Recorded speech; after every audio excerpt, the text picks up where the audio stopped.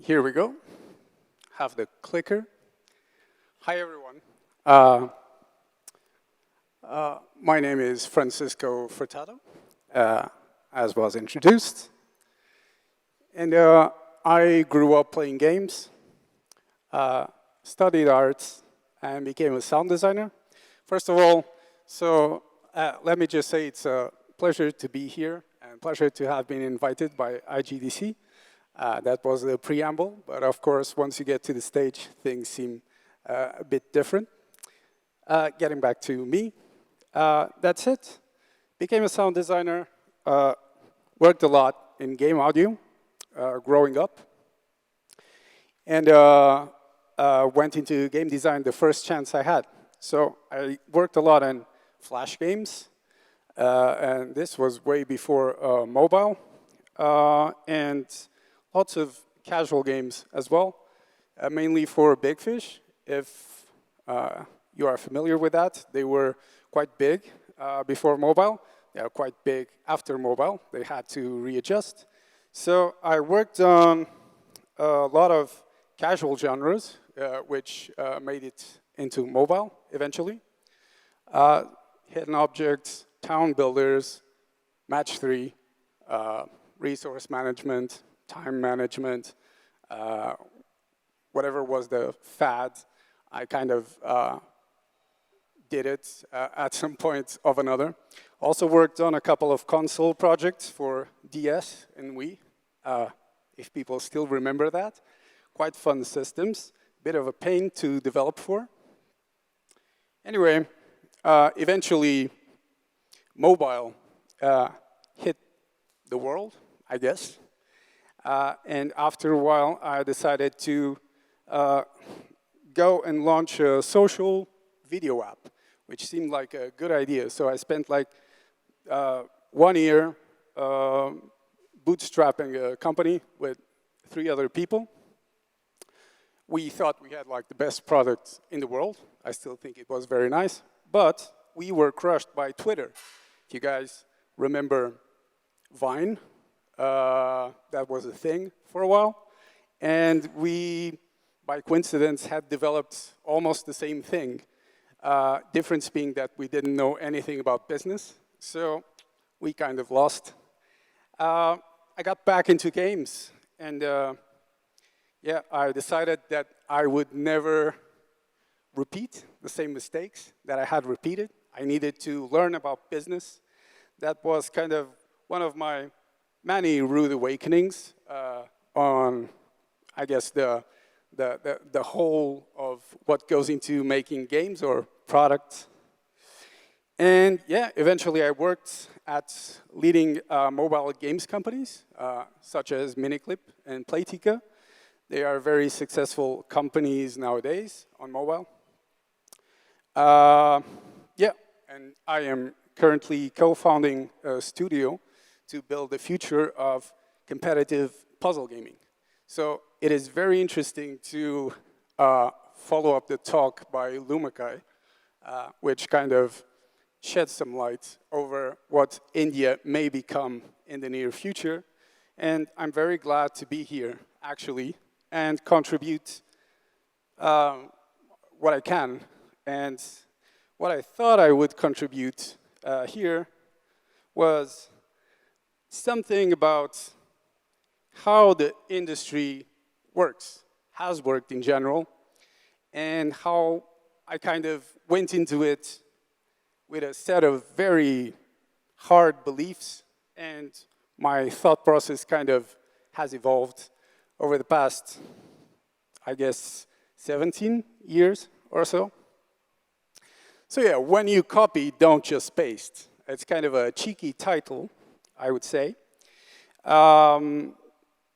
But yeah, it's, you know, regardless of a stigma existing around copying stuff from other people, other companies, business practices, what have you, everyone's just doing it. Anytime someone hits success, you know, everyone copies it. So the first successful kind of switcher, match 3, you know, gave birth to a host of clones. first-person shooters, not that different, doesn't need to be on mobile, it just happens. So let's just read through what's here as kind of a prayer or sort of a theme to the talk. Nothing is original. Steal from anywhere that fuels your imagination. Steal from things that speak directly to your soul. If you do this, your work and theft will be authentic. Authenticity is invaluable. Originality is non-existent. And always remember what Jean-Luc Godard said, film director from French New Wave. It's not where you take things from, it's where you take them to. And this is from another film director, Jim Jarmusch, did a couple of cool things, but they could be just as well game developers, game designers, producers, whatever. So, is copy different from stealing? That is a fair question. When you're doing something, where do you stop copying? And when do you start stealing? Or what does it mean to steal, I guess? I would say there's a difference, but this is just an open question, because ideally we'd be discussing this. We wouldn't be, I don't super enjoy talking at people. I like to discuss and to hear points of view. But I would say that, appropriating stuff would probably be bad as yours. Copying is more about finding out what people did before you. So when you try to think about their thought process, you're actually getting to know them, and you're able to integrate your own thought process into the copy that you're attempting. Anyway, that's a personal opinion. So to kind of, because this is not scientific, I thought I'd take you through a couple of real-life cases I went through during my time at Miniclip and Playtika. So, yeah, 8-ball pool. Someone here knows 8-ball pool? Okay, I see some nods. I see a hand. That's cool. So I worked a long time in 8-ball pool. It was probably the most successful game I ever worked on. Traveling the world, there was always someone playing 8-ball pool. It is Miniclip's flagship product, released since 2010, and on mobile since 12, 13. Miniclip leveraged UX simplicity rather than coming up with a brand new game. Very unexpected. They just made the best pool experience possible and as streamlined as possible. And also Facebook, back in the day, to grow it exponentially. It is currently a 100 million a year game. By the way, disclaimer, these are my estimates since I left Miniclip. I have no access to the numbers, actually. But this would be around the ballpark and has reached 1 billion lifetime revenue, which is quite the mark. Should have reached. I hope they have. But the game kept growing, so, makes sense that they would have by now. Between 10 to 20 million DAU, I would say probably more around closer to 20, but I don't want to, risk numbers here, so I'm just giving 10 million leeway. Yeah, it's a nice product. So let me just put this down. All right. Oh, no. Okay. So I joined Miniclip in 2014 to work on 8-ball pool, working directly with the chief product officer. And the briefing was to grow the game as much as possible, which in itself was something unexpected to me. I thought I just wanted to make the best games I dreamt of making, and the best things I could think of. But here was this successful game. We need to grow it. Okay. So the first full task I was given was to come up with a social gifting system. They told me to, go and play top grossing games. They have this. Just do that and come up with a design. So that's what I did. And yeah, and came up with a great implementation for that.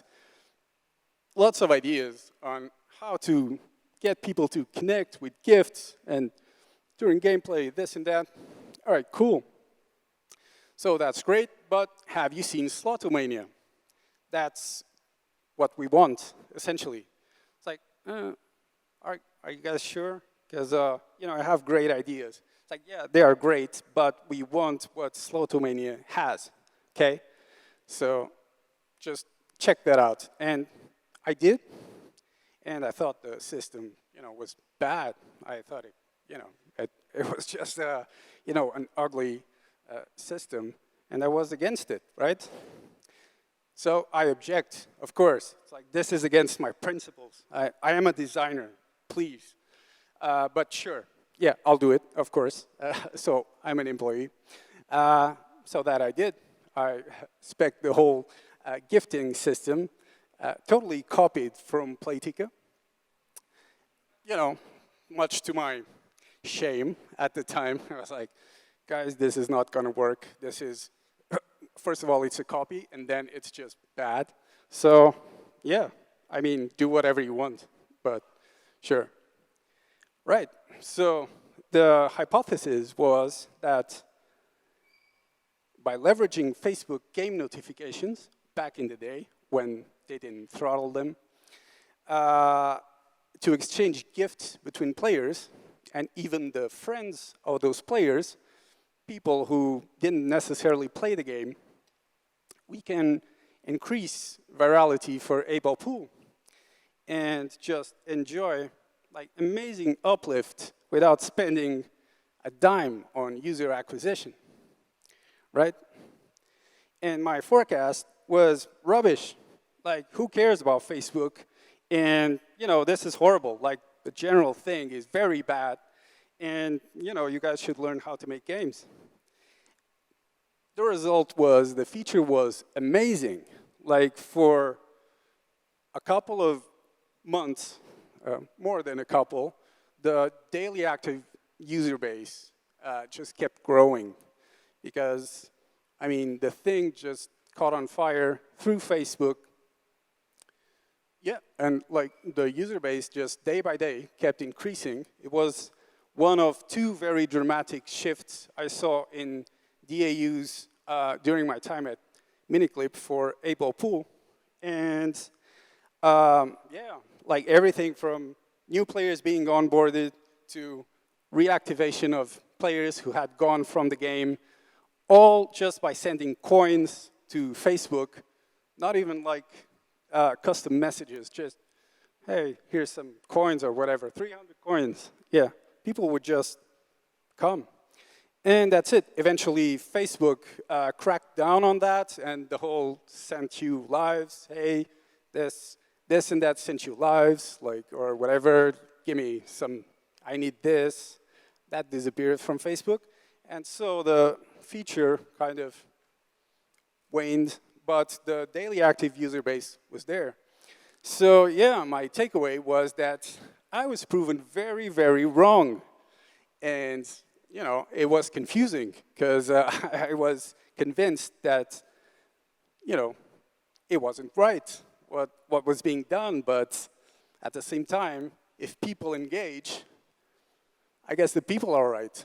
So yeah, it was very confusing because even to this day, this has been like one of the most successful things I did.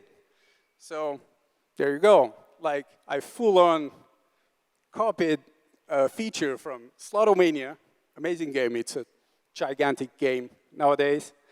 Went through it, understood it, didn't like it, thought it was horrible, but did my job. And lo and behold, it was amazing for 8-Ball Pool. So yeah, that was gifting. All right, that's awesome. Surely there's more where that came from. So let's go, VIP Rewards Club. Let's do that. And Playtika has the most amazing system rolled out. So you know what we're going to do, right? Sure, yeah, this is nice. So yeah, just reverse engineered, reverse designed the thing, you know, almost bit by bit. You get VIP points for purchases and special actions. They're sort of, you know, high-level points or whatever you want to call them. Amazing, easy. So the hypothesis was that our most engaged users and spenders, the so-called whales, I don't like this term, by the way. It's very demeaning. So it's just, you know, the most engaged people will probably like this and will spend more even.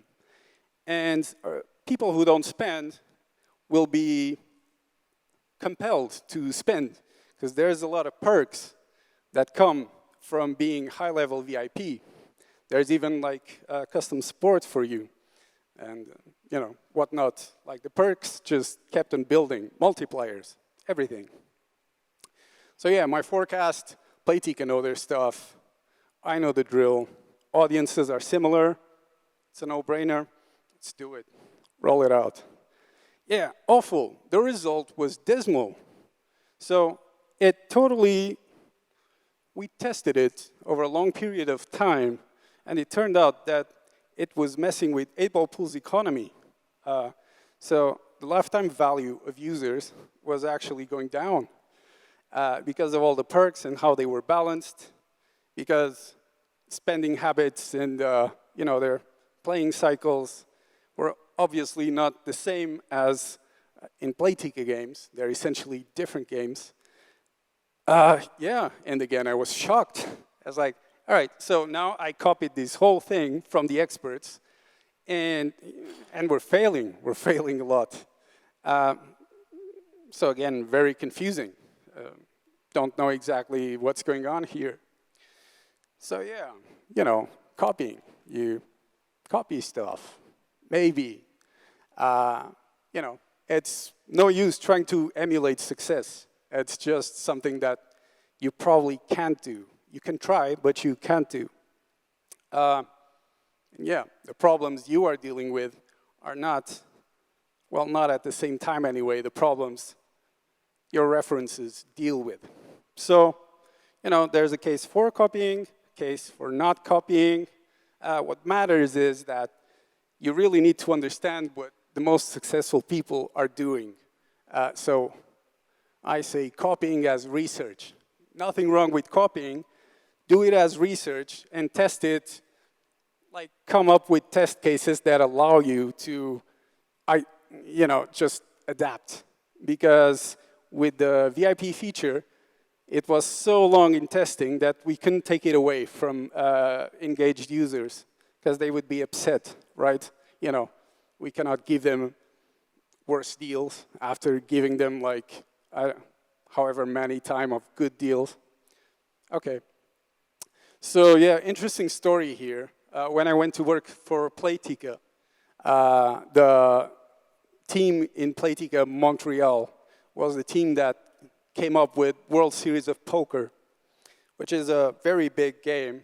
I would say it's like probably a $500,000 a day game today, probably more. But so this is kind of a conservative estimate. And during my time at Miniclip, I had been copying a lot from them. I had been tailing them. Whatever they were doing, was kind of on it, just researching. Okay, every new feature, I was on it. And so I went to Playtika, because of course I had been training for the job for a long time. So that was funny. And I eventually met them. We had like a global get-together for new games. And I met the team at Montreal and was like, hey, guys, you know, I love your stuff. I, you know, was working on 8-ball pool, and, you know, I was following you. They're like, what? We were following you? It's like, we were, like, everything you did, we were looking at you. It's like, no way, because we were following you. So you see, like, we were just chasing one another and kind of, I guess we were working together in a sense, but it's pretty funny because, again, like everybody's doing it and nobody complains, so yeah. All right, cool. So just another case from Playtika. This was Bricks Block Blast. Nowhere near as successful as April Pool. This was a match 3 puzzle game. I worked as a product lead designer, many things, analyst, what have you. Yeah, this was made by a developer, Spanish guy named Bruno something. He sold it to Genera, a publisher. This game had amazing KPIs, amazing retention, very unique mechanic, monetized fairly well, you know, but it had only been released on a small scale. So, yeah, the meta was not up to scratch, and Playtika kind of saw this, and they realized how, you know, its potential. It was a gem in the rough. So, yeah, they bought it, and it came to Playtika London, which was the studio I was working at. It was a research and development studio for new games, because Playtika wanted to tackle, you know, the main casual markets. Yeah, and, you know, there was a bunch of new studios doing that. Right, so they wanted a top-grossing match 3 hit. That was our mission statement. And the studio director was formerly from King. He had ported Farm Hero Saga from web to mobile. So we had a lot of know-how in match 3. And Playtika figured, all right, so we have discovered this game, and we have like the right people to bring in knowledge from match 3, which is essentially the most competitive space in mobile, which is saying something. Like, it's insanely red sea outlook for match 3 games. So you need money, that's it. If you don't have money, that's the classic knowledge, at least. You need money to get in there, or you better be, you know, very, very original. Playtika had money, of course. So yeah, that's it. That's the game. I don't have a pointer, but we built up the meta. We, put in live ops, Playtika's secret sauce. It's like a mixture of live ops and promotions, pop-ups. It's like just something to keep you alive at every waking moment. We built that into the game, and it was a matter of waiting for the game to kind of scale properly. Yeah, so it should be a hit. So why is it not behaving like a hit? Like it worked on a small scale. We're just, it's kind of not scaling properly. What's going on? Right, so this is Royal Match. This is like most match 3s. Match 3s are essentially luck-based. That's what they are. There's probabilities, and you might get the right pieces. You might not. Eventually you'll pass the level. So the progression curve difficulty kind of looks roughly like that in any given generic match 3 game. It's like easy levels, then spike hard, easy, medium, spike hard, spike, so on and so forth. And the spikes are where you make the money, right? Because people are used to winning, and then they stop winning. So they use boosters, or they buy extra moves to progress. And that's how it goes. For us, it wasn't working like that. So what's going on? Cool. So enter the Bricks Block Blast Circle of Death theory. Yeah, all right. Let's go into this theory fast.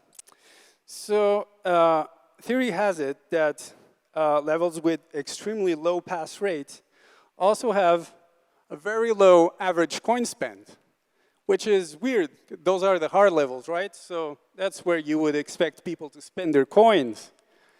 Right, so our theory was that players are not getting anywhere near the point that buying extra moves or boosters will help them pass the level. Now, why is this? It's because of one thing, is that our very nice mechanic, match 3, uncut gem, was essentially skill-based. So if you always do the same move in this game, you do not pass the level. It's not like a regular match 3 game. Like if you can just match things randomly, eventually you'll pass. Not in our game. So yeah, turns out that we can't do it like we were supposed to. So, sorry, with that in mind, we think that all that the difficult levels are doing is actually just churning people. They're making life hell for our users, right? So if we make super difficult levels easier, maybe that will increase the average coin spend on the level, maybe even reduce churn. And those are key metrics. This I stole from myself from a previous presentation at Playtika. So there you go. I also copy myself. This is the distribution of levels by success rate. So let me see if I can just take you through this. Vertical column, it's success on first try. You know, the very easy levels go up there into the 90s. If you pass the first time, you obviously do not spend anything. And you would expect that on the horizontal line, if you are in the 10% success rate on first try, you would be spending money, right? Because it's hard and you're hitting those spikes. But no one spends money in those levels either. Like what you get is that you get that red zone, the circle of death. It's low pass rates, extreme low money. Right, cool. So data indicated that the optimum area, sweet spot, for spending coins in our levels was actually halfway between. So what we did is we picked up some levels and we just made them easier. We added moves to them and kind of in different points in the game because we had like upwards of 1,000 levels, and we tested this across the game. And measured a new version against an old version. Lo and behold, hypothesis confirmed. Like coin spend went up. I won't go through the numbers, like time is dwindling, but essentially in every level we tested, most every level, except for some outliers, the coin spend went up. So if you roll this out across, thousands of levels, it has an impact on how the game monetizes. And at the same time, because you're making levels easier, you're frustrating players less. So also retention went up. And this is like what you're looking for when you're designing features or games or whatever. You're looking to make more money and keep people for longer. It means everyone is happy. You're happy, they're happy, everyone's happy. But it's hard. It's like you'll almost never get it. So it was a win-win monetization, retention. We were very pleased with that. And it kind of goes to show that, so if we go back to what Playtika expected from this game, they expected a quick win. It's like we have a nice match 3 mechanic, so let's just apply the theory, general theory of match 3. We have the people to do it, and we'll win. It didn't work. We tried that for over the course of 1 year and something. It just didn't work. So we found out that we had skill-based game. Our players failed at different levels in the game. We even had to segment players into like different difficulty curves, etc. It's just a very different game, in spite of looking like any other match 3. So that's it, another instance of copying gone wrong. We had to try it anyway. Right, so what's copying even matter then? It doesn't. So if you have any qualms, any reservations about copying stuff from other people because you feel you're cheating yourself in some way, or your ideas, what you want to do with your life or whatever, you know, let me try to contribute this, save you some time, because I know I certainly, you know, had some failures due to that.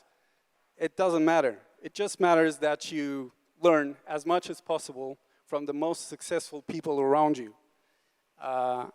And copying doesn't mean that you're doing anything wrong. It just means that you're building on top of what was already figured out. So, you know, if India is to become the next superpower in games, just do yourselves, you know, a favor and, you know, just go ahead and research the hell out of one another. Because, you know, it's just much quicker to build success that way. When you copy, don't just paste. You need to add your own, you know, your own quirk to it. I always try to, your problem is different than everyone else's, so you have to. It's not that you must, you have to. Yeah, have the courage to not reinvent the wheel. This simply means that even though you may be convinced that your ideas are very strong and that they will conquer the world, it's probably much more useful to learn what everyone else is thinking first. And if you're not satisfied, then by all means, just give your idea a try. Yeah, and it's not where you take things from, it's where you take them. So, yeah, thank you, that's it.